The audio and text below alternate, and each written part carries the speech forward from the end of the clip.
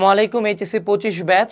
So HSC পরীক্ষা চলাকালীন বা পরীক্ষার শুরুর দিকে বা পরীক্ষার মধ্যে বা পরীক্ষার হলে বেশ কিছু জিনিসপাতি তোমাকে মেইনটেইন করতে হয়, যে জিনিসগুলো আজকের এই ভিডিওতে কথা বলবো। আমি তোমাদেরকে টোটাল 15টা পয়েন্ট বলবো, মোটামুটি 15 পয়েন্টস। যে 15টা পয়েন্ট তুমি যদি মেইনটেইন করো, ইনশাল্লাহ তুমি এইচএসসি পরীক্ষা বাকিদের চেয়ে অনেক ভালো দিবা, তোমার নাম্বার বেশি থাকবে এবং তুমি খুবই টেনশন ফ্রি হয়ে মেন্টালি খুবই স্যাটিসফাইড হয়ে পরীক্ষাটা ভালো মতো অ্যাটেন্ড করতে পারবা।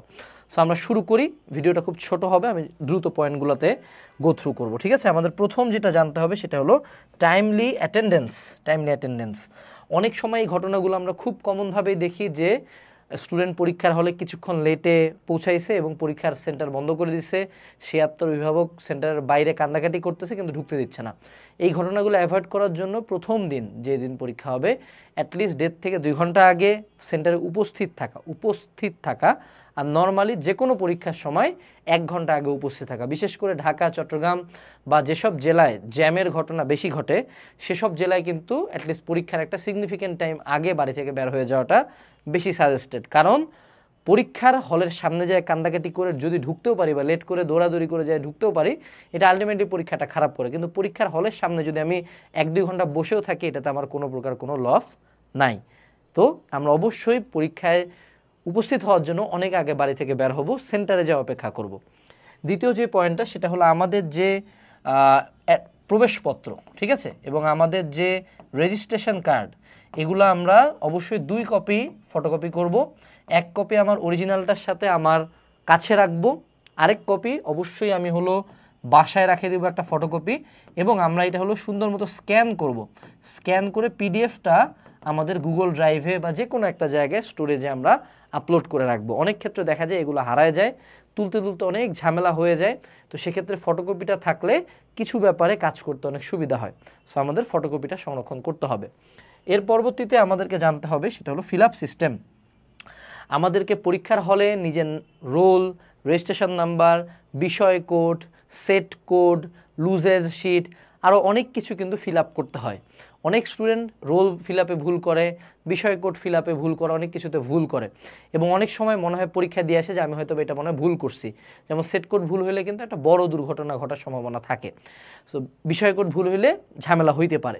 তো সেক্ষেত্রে এই যে ফিল আপগুলোর সময় অ্যাটলিস্ট 10 মিনিট সময় নেওয়া, মূল খাতার ক্ষেত্রে, এমসিকিউর ক্ষেত্রে মোটামুটি 5 মিনিট সময় নিয়ে আঙ্গুল দিয়ে মানে যেটা ফিল আপ করছে ওটার উপর একটা আঙ্গুল দিয়ে ফিল আপ করা এবং 2-3 বার এই জিনিসটা রিভাইজ করে মনের মধ্যে কনফিডেন্সটা আনা যে আমি যা ফিল আপ করছি আমার এটাতে কোনো ভুল হবে না।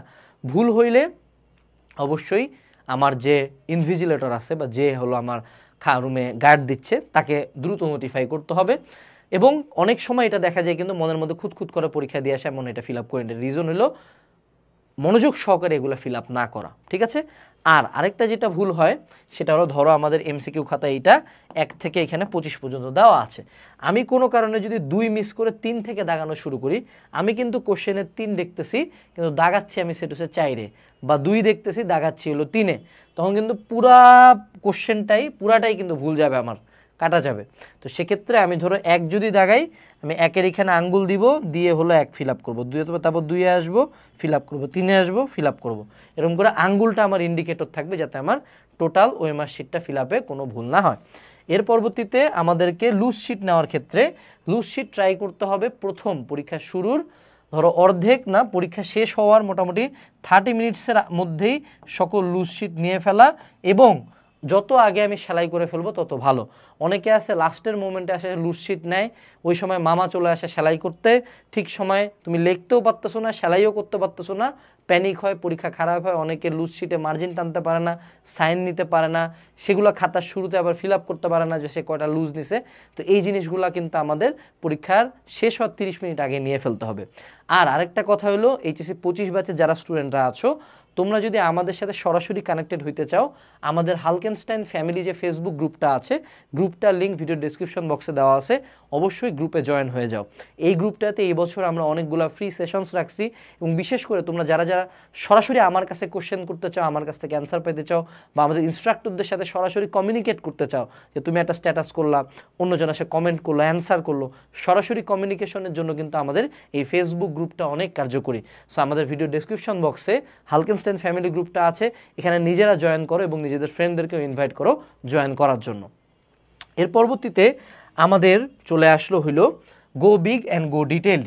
মনে রাখবা, বোর্ড পরীক্ষায় তোমার সাইজ দেখে অনেক কিছু জাজ করা হবে। সো যে কোনো সৃজনশীল, বাংলা বা অন্যান্য যে কোনো থিওরিটিক্যাল সাবজেক্টে যত বড় করে লেখা যায় তত বড় করে লিখবা। 2 নাম্বার, ম্যাথ করার সময় বা যে কোনো কিছু করার সময় যত ডিটেইলড ম্যাথটা করা যায়, যত বেশি স্টেপ করে ম্যাথা করা যায় তত ভালো, শর্টকাটের দিকে যাবা না। এর পরবর্তীতে কিছু জিনিসপাতি, যেমন পার্থক্য বা তুলনার ক্ষেত্রে ছক ইউজ করা, ছবি ইউজ করা, গ্রাফ ইউজ করা, গ্রাফ অ্যাড করা, উক্তি অ্যাড করা, একটু কালার পেন অ্যাড করা, যে নীল কালি দিয়ে লেখে সবুজ কালি দিয়ে মার্কার, বা উক্তিগুলো নীল কালি দিয়ে মার্ক করা, এই জিনিসগুলো কিন্তু আমাদেরকে অ্যাড করতে হবে। এই জিনিসগুলা খাতার সৌন্দর্য বাড়ায়, খাতাটাকে ডিফারেন্সিয়েট করে এবং খাতায় বেশি নাম্বার দিতে টিচারকে বাধ্য করে। এর পরবর্তীতে মিলাও। তুমি যে কোনো পরীক্ষা দিয়ে অবশ্যই মিলাবা, কখনো মনের মধ্যে এটা রাখবা না যে কয়টা ভুল হয়েছে, পরীক্ষা খারাপ হয়েছে কিনা। পরীক্ষা যদি খারাপ হয় তুমি জানো যে কত মার্ক কাটা খাচ্ছ। এখানে একটা পেপার স্ট্র্যাটেজি আসে যে যদি আমার বাংলা ফার্স্ট পেপারে সেটুসে আমি 5টা এমসিকিউ ভুল করি, আমি ট্রাই করব সেকেন্ড পেপার এক্সামটা এতটা ভালো দিতে যাতে আমার ওই 5 মার্ক ওখান থেকে মেকআপ হয়ে যায়। সো পরীক্ষার হলে অবশ্যই মিলায় রাখবা, তাহলে দেখবে অ্যাডমিশন টাইমে যে হঠাৎ করে অবাক হবা না যে আল্লাহ আমার এই ক্লাসটা কেন ছুটে গেল।